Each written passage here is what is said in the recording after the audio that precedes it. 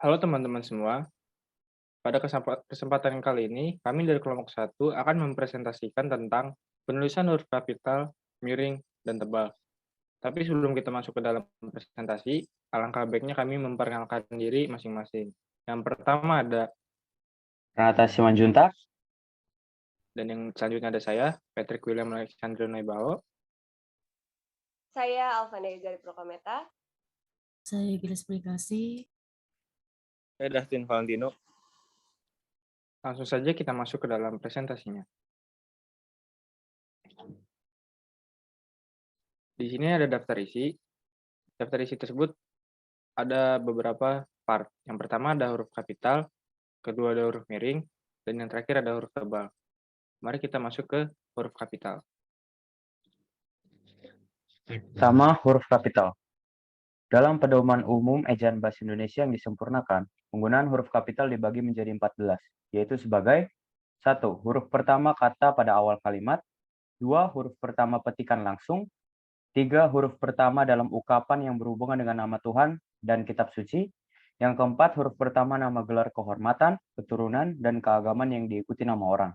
Yang kelima, huruf pertama unsur nama jabatan dan pangkat yang diikuti nama orang atau yang dipakai sebagai pengganti nama orang tertentu, nama instansi, atau nama tempat.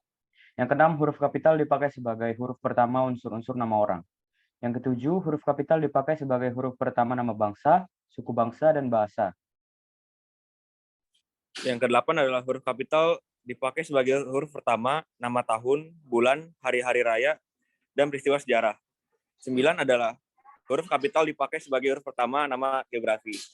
10. Huruf kapital dipakai sebagai huruf pertama semua unsur nama negara, lembaga pemerintahan, dan ketatanegaraan, serta nama dokumen resmi. Lanjut. Yang ke-11 adalah huruf kapital dipakai sebagai huruf pertama setiap unsur bentuk ulang sempurna yang terdapat pada nama badan pada nama badan lembaga pemerintahan dan ketatanegaraan serta dokumen resmi. Yang ke-12 adalah huruf kapital dipakai sebagai huruf pertama semua kata termasuk semua unsur kata ulang sempurna di dalam nama buku, majalah, surat kabar, dan judul karangan, kecuali kata seperti di, ke, dari, dan yang. Dan untuk yang tidak terletak pada posisi awal. Yang ke-13 adalah huruf kapital dipakai sebagai huruf pertama unsur singkatan seperti nama gelar, pangkat, dan sapaan.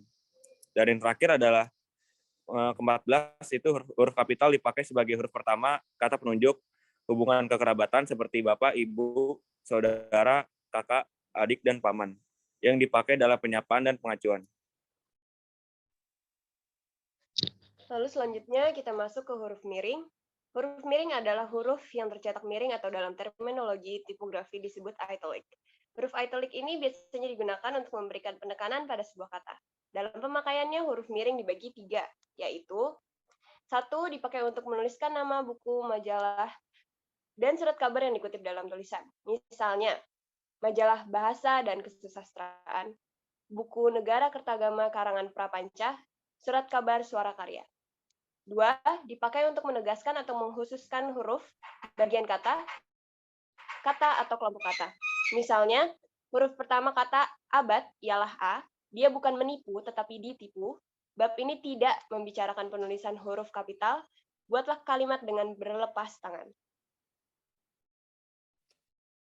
Yang ketiga, dipakai untuk menuliskan kata nama ilmiah atau ungkapan asing kecuali yang telah disesuaikan ejaannya. Misalnya, nama ilmiah buah manggis ialah Carcinia magestana. Politik divide et impera pernah merajalela di negeri ini. Weltanschauung antara lain diterjemahkan menjadi pandangan dunia, tetapi negara itu telah mengalami 4 kudeta.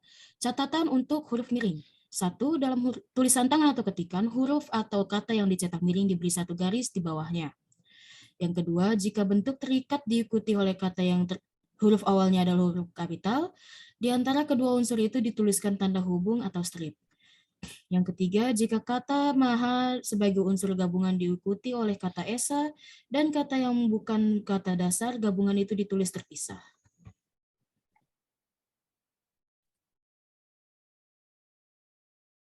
Yang terakhir ada huruf tebal. Huruf tebal dapat diartikan huruf yang dituliskan dengan jarak yang lebih besar daripada huruf pada umumnya. Dalam cetakan komputer, penulisan huruf tebal lebih mudah dilakukan karena ada ikon bold. Akan tetapi, dalam ketikan manual atau tulisan tangan, huruf tebal ditandai dengan garis bawah ganda pada kata yang dimaksud. Penggunaan huruf tebal sesuai EED. Yang pertama, huruf tebal dalam laporan atau karya ilmiah. Contoh, judul implementasi algoritma BCO atau Bee Colony Optimization dalam penyelesaian traveling salesman problem. Yang kedua adalah huruf tebal dalam cetakan kamus. Contoh berikut diambil dari Kamus Besar Bahasa Indonesia. Pakai V Cak 1 menggunakan ber pelajar SLTP. Seragam putih biru. 2. Dibubuhi dengan diberi ber dengan 1 gelas es teh gula.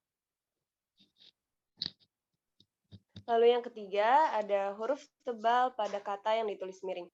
Pada kata yang telah ditulis miring, huruf tebal dapat digunakan. Perhatikan contoh berikut. Arti kata et pada ungkapan divide et impera adalah dari. Huruf tebal tidak dipakai untuk penegasan huruf atau kata tertentu. Pemerintah sedang menggalakkan program transmigrasi ke beberapa daerah selain di luar Pulau Jawa. Sekian presentasi dari kami, kelompok 1. Sekiranya ada salah kata, mohon dimaafkan. Terima kasih.